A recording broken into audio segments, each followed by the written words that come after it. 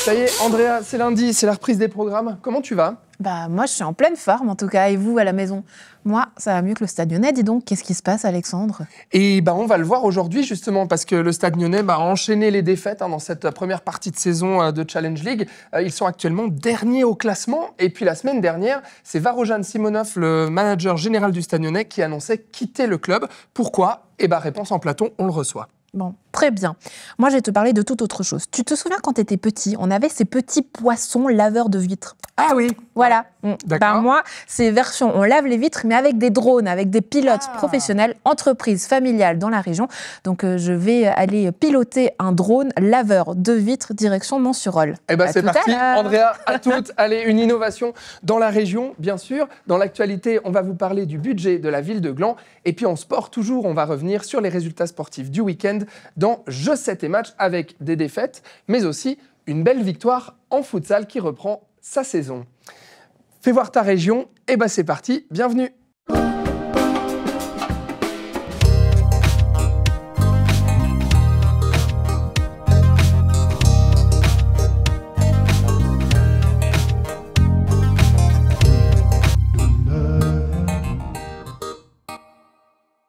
Et on commence cette émission avec les résultats sportifs du week-end. Voici Jeux 7 et match.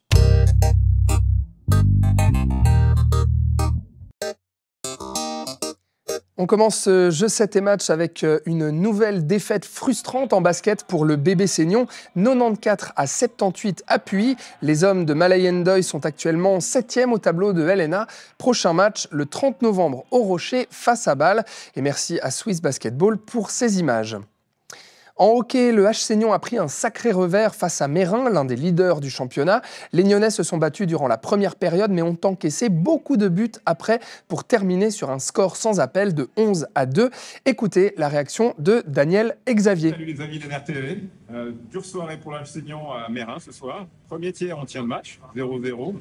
Cette première minute du deuxième tiers, on en prend 5. Xavier a quelques occasions, mais il les met pas au fond. Xavier, pourquoi tu les mets pas au fond? De confiance. C'est de l'entraînement. Ah oui, il nous faut une patinoire, alors voilà. C'est ça. Il faut une patinoire pour reprendre la confiance. Bonne idée ça. Salutations aux amis de Gland pour la patinoire alors. Bon voilà, le message est passé. Merci au H Seignon donc pour ces images chaque semaine. La saison de futsal a repris et l'US Terre Sainte, qui évolue en deuxième ligue, est ressortie victorieuse 8-1 contre Peseux Comet. Une belle entrée en matière pour cette équipe. Merci à toute l'équipe pour cette image et belle saison qu'on va suivre avec attention sur NRTV. En voile, un point sur le Vendée Globe qui bat son plein depuis une semaine, alors qu'Alan Roura était dans le top 5 un bon moment et a pris un cap à l'Est avant de retomber 14e ce matin. Justine Métro, elle, qu'on voit sur cette image, a eu un week-end compliqué, passant de la 6e à la 21e place dimanche, puis elle est remontée à la 17e place ce lundi matin. On va bien sûr continuer à suivre les avancées de ces deux navigateurs de Versoix sur NRTV.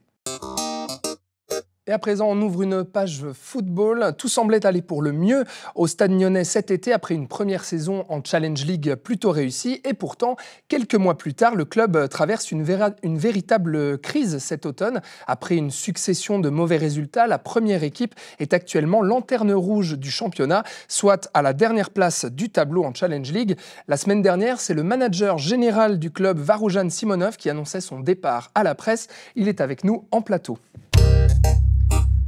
Bonjour Varojan. Bonjour Alexandre. Merci d'être avec nous, merci beaucoup. Je vous en prie.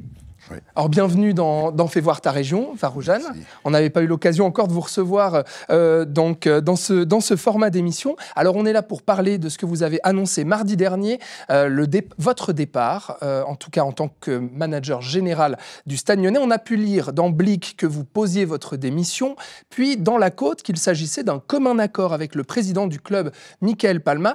Quelle est la vérité, Varojan Simonov? Est-ce que vous démissionnez ou est-ce qu'on vous met à la porte? Non, mais c'est la vérité. Ils m'ont pas mis à la porte parce que je ne pourrais pas être viré car j'étais jamais salarié de Stade Lyonnais, de l'ASA. Et c'est moi qui ai démissionné pour le bien du club parce que voilà, on n'avait pas toujours les mêmes avis au niveau sportif. Donc ça s'est passé comment? C'est vous qui êtes allé voir Michael Palma et vous lui avez dit « Je pense qu'il est mieux pour moi de partir de mes fonctions » ? Ça durait depuis quelques semaines déjà. Le mécontentement des deux parties, peut-être, parce que lui, il avait ses visions, moi, j'avais mes visions à moi. Il y avait des désaccords entre vous, c'est ça? Des accords un peu sportifs, hein, c'est pas des choses énormes, mais voilà. C'est quoi ces désaccords, justement? Qu'est-ce qui vous opposait dans la vision sportive que vous vouliez donner à cette première équipe? Moi, je voulais rester calme, même si c'était compliqué, et de continuer de travailler. Comme le foot, ça va vite. Hein. Si tu gagnes 2 matchs, tu es de nouveau au top. Et lui, il voulait un peu révolutionner avec une commission sportive et tout ça, et que moi, j'étais pas trop pour. Et voilà, c'est pas des... Mais j'espère tout bien que ça fonctionne. J'espère pour l'équipe, pour le staff, pour tout, qui s'engage beaucoup pour que ça tourne au plus vite. C'est-à-dire que, si on comprend bien, vous vouliez rester tel quel pour l'instant avec l'équipe actuelle, le coach actuel. Vous disiez, patience, ça va passer, c'est une mauvaise passe, mais on peut y croire. Le président, lui, souhaitait plutôt avoir un changement assez rapide. Oui, mais pas un changement de coach. Hein. C'était jamais... mais un changement peut-être sur le fonctionnement, voilà, on va dire, de cette plutôt première sur le fonctionnement, c'était un peu ça, oui. Mm. Ouais. Je précise tout de même, Varojan Simonov, je me permets de dire que l'invitation a été envoyée à Michael Palma, président du club, qu'il peut venir s'exprimer sur notre plateau quand il le veut. J'aimerais comprendre, parce que en quoi est-ce que votre départ en tant que manager général de cette première équipe, ça pourrait améliorer les choses et donner de meilleurs résultats? Bon, au niveau résultat, je ne sais pas, en tout cas, court terme, peut-être ça peut faire un électrochoc que les gars, j'étais dans le vestiaire, annoncer mon départ, j'ai dit maintenant, les gars, il faut tout faire pour gagner, pour avoir au moins au plus de points jusqu'à Noël, pour s'en sortir de cette situation, parce que ça me tient aussi au cœur. Hein, le Stade Lyonnais, 8 ans et demi, ça me fait mal de le voir là, et ça me fait surtout mal de le quitter, le navire. C'est pas... moi, je suis quelqu'un qui se bat jusqu'au bout. Là, de quitter le navire en étant dernier, ça me fait quand même un peu mal. C'est pour ça qu'on a quand même un petit peu de mal à comprendre, Varojan Simonov, parce qu'en plus, comment dire, ça fait 8 ans que vous avez passé à la tête du club, en tout cas de cette première équipe en votre qualité de manager général. Et puis, il y en a eu des belles choses quand même. En 2023, cette montée en Challenge League. La saison passée, c'est plutôt bien déroulé. Donc, on a du mal à comprendre finalement que vous décidiez de partir, parce que si j'en tiens à vos mots, c'est vous qui partez. Oui, mais voilà, c'était après une décision. Si la direction pense pas la même chose, comme il doit se passer quelque chose, ça peut pas continuer comme ça. Et c'est pour ça que moi j'ai pris la décision de quitter la SA et le directeur général du club. Oui. Avant que ça soit, je ne sais pas, que ça va dans une situation qui n'est pas simple pour le club et pour tout le monde. Au moins maintenant, c'est fait, c'est sain. Il va mettre au plus vite les gens en place.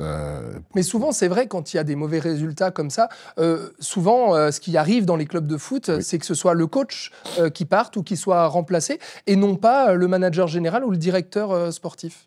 Oui, souvent c'est le cas, mais voilà, c'était un peu spécial dans ces situations-là, mais ça ne veut pas dire que ça peut aussi avoir un effet positif.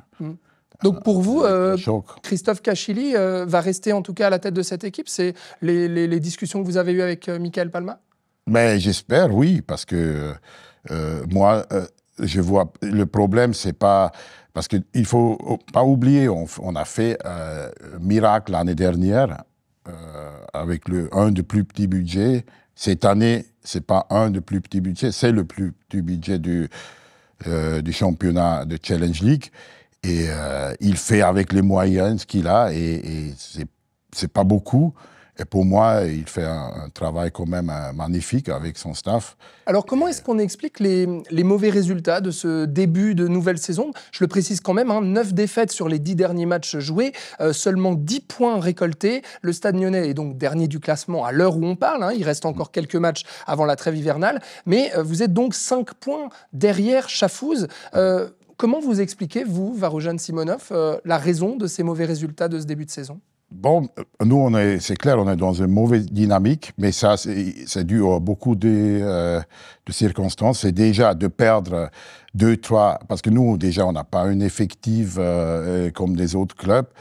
Et si on perd les 3, 4 meilleurs joueurs sur blessure, il a fini la saison, il a fait une croisée, Badara Diomandé. Après, Luca Casetta, j'espère qu'il va bientôt revenir, notre fils capitaine, et ça fait mal. Et après, tu es dans une moulin ça va pas. Voilà, il faut avoir des leaders sur le terrain. Si les leaders, ils ont plus ou moins blessés tous, c'est compliqué. Ouais. Challenge League, c'est un championnat très, très compliqué. Ouais. Est-ce qu'il y a eu aussi, justement, un peu trop de départs, peut-être, cet été, et peut-être un problème de recrutement aussi? Non, des départs, je veux dire, on a eu, c'est clair, c'est dû à notre bon travail aussi, ça il faut le dire, de l'année dernière. Les 6 prêts, ils jouent tous dans des bons clubs en Challenge League ou voire plus haut en Super League, comme Karim Sow, Diogo Carauco à Lausanne Sport. Mais du coup, on a du mal à remplacer ces bons joueurs, c'est ça qu'on doit comprendre. Oui, mais il y a aussi 2 clubs de la région qui sont revenus en Challenge League, Étoile Carouge et Stade Lausanne aussi, ça prend aussi des qualités, des joueurs. L'année dernière, on était seul avec Neuchâtel et Sion, plus ou moins. Là, maintenant, il y a plus d'équipes dans la région. Et ça complique aussi le recrutement. Vous pensez sérieusement, Varoujan Simonov, que votre départ va vraiment créer cet électrochoc attendu et qu'il ne va pas y avoir justement une crainte de la part des joueurs, de l'équipe, du coach, de se dire il y a tout de même un pilier du Stade Lyonnais qui nous lâche quelque part? J'espère pas, sinon ça sera dommage. Mais moi, j'espère, et je veux le supporter au stade, comme j'ai dit. Mais j'espère que ça fait quand même un déclic, qu'on arrive à faire ces points jusqu'à Noël. Donc, effectivement, ce déclic-là, vous dites « je resterai supporter », vous venez de le dire. Vous dites aussi que vous resterez un pied au Stade Lyonnais parce que vous quittez donc la SA, responsable de cette première équipe. En revanche, vous restez pour le moment dans l'association, c'est ça?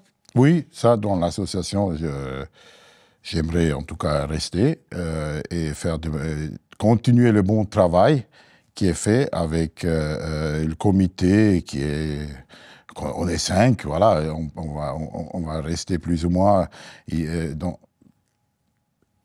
former des jeunes. Oui, c'est ça. On a des très bonnes personnes avec Oscar Londono, Dominique Marotta, et on va continuer de former. Que pour moi, le Stade Lyonnais, c'est un club formateur avec la première équipe et aussi avec les juniors. On va continuer de former pour qu'un jour, ils finissent dans des clubs Super League, à Lausanne, à Servette ou peu n'importe.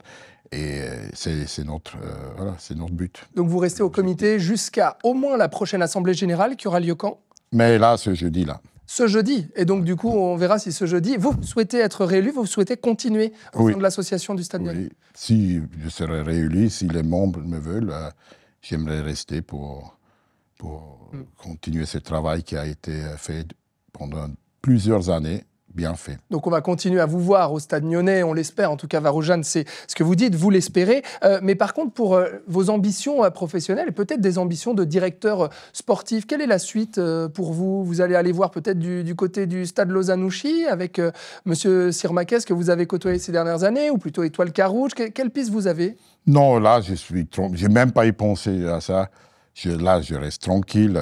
J'ai pas de pression. Voilà, non, c'est pas prévu pour l'instant. Vous attendez la prochaine porte qui vous sera ouverte? Si c'est un bon projet, je ne vais pas dire non, mais ça doit être vraiment... pour l'instant, en tout cas, votre cœur reste Et lyonnais. Jaune et noir. Voilà, jaune et noir. Varoujan Simonov, merci beaucoup d'avoir été sur notre plateau. Merci. Je vous souhaite tout de bon pour la suite et on vous recevra avec grand plaisir une prochaine fois. Merci Varoujan, je vous laisse regagner votre place. Très bonne journée à vous. Et la suite, donc, on quitte le milieu du sport un moment. On va avec toi, Andrea, parler d'une entreprise avec une nouvelle innovation. Pchit, alors, c'est ça ? Ça vole, regarde, le drone est là, en plein air, là sur le toit. Julien derrière nous qui est en train de le piloter. Je suis en compagnie de Thomas Chauffeur. Bonjour. Bonjour. Merci de nous recevoir ici à Mont-sur-Olle. Alors, une entreprise familiale que vous dirigez depuis quelques années, mais depuis une année, patatras, vous arrivez avec une innovation, et même depuis quelques mois, vu qu'elle a été lancée depuis quelques mois tout juste. Qu'est-ce que c'est exactement ? Donc, nous nettoyons depuis un mois maintenant avec le drone. Donc, ça veut dire qu'on peut nettoyer les façades, les toitures, les panneaux solaires. Et puis, c'est vraiment, pour le moment, c'est parti en flèche. Vous m'avez dit, c'est une idée à la tut, mais elle est née. Comment elle est née, cette idée ? Ben, elle est née comme toutes les idées. Donc, j'ai réfléchi un petit peu parce que je connaissais Julien pour le drone à l'intérieur. Et puis, on a été voir sur un toit un petit bout. Et puis, je me suis dit, pourquoi pas le nettoyage avec le drone ? Comme ça, c'est parti l'idée. Alors, Julien est pilote de drone professionnel. On va lui parler d'ici quelques instants. Mais aujourd'hui, il y a plein de monde avec moi. Regarde, Alexandre, regardez à la maison, plein de monde qui est là. Bonjour, mesdames. On a dû tous signer une autorisation pour pouvoir faire voler ici ce drone. On est chez vous. C'est votre domaine.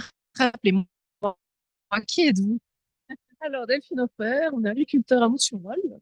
Ouais. Et pour l'instant, ça nettoie plutôt pas mal. Est-ce que vous êtes convaincu ? Oui, je trouve assez bien, c'est très efficace. Et pourquoi pas continuer pour le reste, hein. On aura une petite discussion en fin de... Voilà, les prix vont se négocier plus tard. Mais pour te dire, Alexandre, et à la maison, que c'est aujourd'hui une innovation qui séduit de plus en plus et peut-être même des gros clients potentiels, notamment des régies. Avec vous, bonjour, rappelez-moi votre prénom. Jacqueline. Jacqueline, vous faites partie de Cogestime. Pourquoi est-ce que vous êtes là aujourd'hui ? Alors, j'ai eu l'immense privilège d'être invitée par Swiss Clean, Thomas et son épouse, pour voir cette démonstration, en fait, de ce drone dont il m'avait déjà longuement parlé. Et comme on doit souvent faire nettoyer nos toitures, les vitrages, les panneaux solaires, etc., ça m'intéressait vivement de voir en vrai, en live, comment ça fonctionne. Donc, effectivement, ça fonctionne très bien. Et je me réjouis qu'on continue d'être partenaire. Voilà. Donc finalement, ça pourrait intéresser justement ces régies immobilières à faire appel de plus en plus voilà, à cette façon de nettoyer. Exactement. C'est très, très bluffant. Franchement, je suis très, très impressionnée. Il n'y a pas besoin de nacelle, pas besoin d'échafaudage. Donc, il y a beaucoup d'avantages à cela. Donc, très, très impressionnée et partante pour continuer dans cette voie. Tout à fait. Et regardez, le drone se pose tout en douceur, 9 kilos. On va aller à la rencontre de Julien qui a éteint le moteur. Ah, c'est un peu plus silencieux. Alors, je ne sais pas si vous l'entendiez. Julien, venez seulement vers nous. On vous enlève le joujou des mains. Hein. Bonjour. Bonjour. Pilote de drone professionnel. Comment ? Davis Méjeanne, j'ai travaillé longtemps dans la construction et j'ai trouvé une utilité à mon hobby. Donc aujourd'hui, je me fais plaisir à pouvoir voler avec un drone quand même conséquent, tout en pouvant travailler, en ayant cette liberté, ce qui est quand même quelque chose de sympa et d'agréable aujourd'hui. Ouais, une sacrée petite bête, impressionnante. Plus de 9 kilos, on m'a dit plus d'1 heure d'autonomie. Mais comment ça fonctionne concrètement ? Expliquez-moi. Alors, on a un système GPS qui nous relie avec le drone, qui nous maintient une certaine stabilité. Étant donné qu'on travaille avec des accessoires et des charges utiles supplémentaires, on est obligé d'enlever tout ce qui est détection. Donc, c'est vraiment du pilotage et non pas de l'autopilote, comme on pourrait dire en avion. Et ça s'acquiert avec des heures et des heures d'exercice, parce que c'est jamais évident. Effectivement, c'est un gros drone qui est en l'air. Il y a pas mal de responsabilités. On a quand même des licences nationales fédérales à passer auprès de l'OFAC. Donc voilà, c'est pas forcément donné à tout le monde. Ça se pilote comme un petit drone, mais avec une part de responsabilité quand même plus importante. Oui, alors on va s'approcher de la bête quand même, que je puisse la montrer à la maison maintenant que je peux passer la barrière de sécurité. Voilà, je vais tourner la caméra. Tac. Donc, la voici, Julien. Qu'est-ce que c'est exactement ? Alors, c'est un DJI Matrice 350 avec un système RTK qui est un système de signal GPS par relais, qui n'est pas uniquement les satellites qu'on peut avoir dans l'espace. Ensuite, on a certains équipements supplémentaires, je vais pouvoir vous montrer. Ici, on a une perche qui fonctionne entre guillemets comme une perche de Karcher. On a un équipement de coupe-circuit et de parachute en cas de défaillance du système qui est totalement indépendant. Pour le reste, on travaille comme... Et l'eau, comment est-ce qu'elle sort du coup? Juste ici? Alors exactement, on travaille avec une buse qui est orientable, un peu comme un Karcher, sauf que étant donné qu'avec le drone, on doit toujours être avec une assiette stable, horizontale, la seule manière de pouvoir gicler vers le haut et vers le bas, c'est donc de motoriser cette perche. Ouais. Vers le haut, vers le bas, on peut monter jusqu'à combien? Alors nous, on a 50 mètres de tuyaux, donc on reste forcément dans un rayon de 50 mètres, même au niveau de la pompe qui, elle, va nous donner la puissance pour le Karcher, qui ne pourra pas être suffisante pour monter au-delà. Il faudrait changer encore de matériel, mais je pense que déjà des bâtiments de 50 mètres, c'est déjà intéressant à faire. Ouais. Alors bon, c'est votre passion, on l'a compris, mais quand Thomas est venu vous voir, vous lui avez dit quoi? Ah non, Thomas, encore une idée de tut. Non, parce que Thomas, il a toujours des bonnes idées. Et c'est vrai qu'on a réussi à mélanger. Voilà, je fais déjà du drone, mais pour l'imagerie, pour la présentation, promotion immobilière, etc. Et c'est vrai qu'en associant cela avec le nettoyage, on a réussi à trouver quelque chose de très intéressant. On a passé des nuits et des nuits à trouver le meilleur matériel. Comment est-ce qu'on pouvait monter ça? On a travaillé les deux d'arrache-pied, autant au niveau pratique que théorique. Et puis aujourd'hui, on a réussi à développer ça. Puis on est très satisfait. On a encore beaucoup de belles années devant nous. Et en tout cas, on vous le souhaite. Voilà, je vais retourner la caméra vers moi et vers tout le monde dernière, puisque plusieurs présentations ont été faites. Peut-être que vous pourrez voir voler ces drones au-dessus de chez vous et notamment peut-être au-dessus des panneaux solaires avec Romande Énergie aussi, puisqu'une présentation a été faite chez eux. Merci Julien, Thomas, merci mesdames d'avoir été avec nous. Une très belle journée à tout le monde. Au revoir. Et oups là, tu vois, le téléphone s'envole comme le drone, Andrea. Merci en tout cas. Oui, il prend l'air, il veut lui aussi aller côtoyer les airs. Voilà, on se remet dans le bon sens et on vous souhaite une bonne journée. Ciao, ciao. À toi aussi, Andrea. Merci pour cette présentation. Et on le comprend, évidemment, ce type d'innovation permet donc aux nettoyeuses, nettoyeurs de prendre moins de risques. Pas besoin d'échafaudage, on l'a compris, et pas besoin de grimper du coup sur les toits ou sur les vitres. Merci Andrea et bonne journée. On passe tout de suite à l'actualité plus politique. On apprend qu'un référendum intercommunal a été déposé jeudi dernier contre la décision du Conseil intercommunal extraordinaire de Région de Nyon du 30 octobre. À l'image, le texte de ce comité intitulé « Non aux millions pour Télédôle ». Le comité référendaire s'oppose aux 2,6 millions validés par l'Assemblée pour finaliser la construction du bâtiment d'accueil Le Lapin Blanc et qui doit également permettre la restructuration 4 saisons de Télédôle SA. Ce référendum a été lancé notamment par des membres du Parti Pirate et il est en attente de validation. La suite de cette saga dans FC Politique, bien sûr, qui recevra très bientôt le comité référendaire. Et pour terminer cette émission, on vous parle de la ville de Gland. Son budget 2025 prévoit un déficit d'un peu plus de 3 millions de francs pour un total des charges de fonctionnement d'environ 75 millions de francs. Pas de quoi inquiéter Gilles Davoine, municipal glandois en charge des finances de la ville, qui relève que la marge d'autofinancement est positive. Regardez. Ouais, on a un peu l'impression de s'être fait avoir, c'est vrai, c'est ce que j'ai dit, et comme beaucoup d'autres communes, c'est-à-dire qu'on sait que le central téléphonique au canton a un petit peu explosé quand les chiffres réels sont sortis, parce qu'ils ne correspondaient pas vraiment aux chiffres qu'on nous avait donnés. Alors, c'est pas des mensonges, hein, c'est sur des chiffres d'autres années, mais c'est vrai que beaucoup de communes se disaient comme nous, on va gagner grâce à la nouvelle péréquation, et puis du coup, ça fait qu'on va un petit peu moins râler, on va un petit peu moins vérifier les choses, on va un petit peu moins se poser de questions, et puis c'est passé assez facilement finalement cette nouvelle péréquation qui a plein d'avantages. Mais c'est vrai que par exemple à Gland on était à 1 million de gains et puis finalement on a 1 million de pertes par rapport au système donc, qu'on nous avait vendu. Donc c'est vrai que la pilule est un petit peu dure à avaler pour pas mal de communes et que donc il y aura quelque chose à revoir. Ce qu'il y a à revoir, c'est le curseur, c'est toujours la même chose, c'est le curseur au niveau de la facture sociale, parce que quand on décide de tout, cette facture sociale prend l'ascenseur, et puis les communes payent quand même une large partie, et c'est là que le bas blesse. La ville de Gland, son économie et ses innovations, on en parlera mercredi notamment dans Fais voir ta région. Et sachez qu'en ce moment, que ce soit sur le web ou à la télévision, vous pouvez voir ce nouveau programme sponsorisé par la ville de Gland intitulé La chasse aux bonnes adresses qui met en avant les commerçantes et commerçants du quartier du Vieux-Bourg. Voilà, c'est tout pour aujourd'hui. Je vous souhaite une belle soirée sur NRTV et je vous dis à mercredi.